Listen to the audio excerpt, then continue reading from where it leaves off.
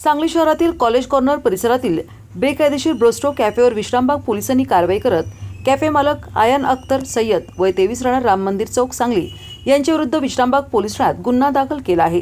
पोलिसांनी दिलेल्या माहितीनुसार मंगळवारी 23 जून 2026 रोजी दुपारी 12:15 वाजण्याच्या सुमारास कॉलेज कॉर्नर येथील कॅफे ब्रोस्टो या आस्थापनेची तपासणी करण्यात आली।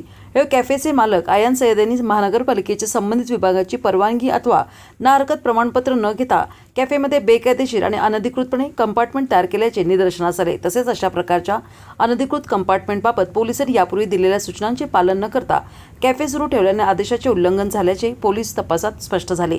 म्हणून या प्रकरणी पोलीस कॉन्स्टेबल सचिन बाबू घोदे यांनी विश्रामबाग पोलीस ठाण्यात फिर्याद दिली असून कॅफे मालक आयन सय्यद यांच्याविरुद्ध भारतीय न्याय संहिता कलम 223 अन्वये गुन्हा दाखल करण्यात आला आहे। पुढील तपास विश्रामबाग पोलीस करीत आहेत।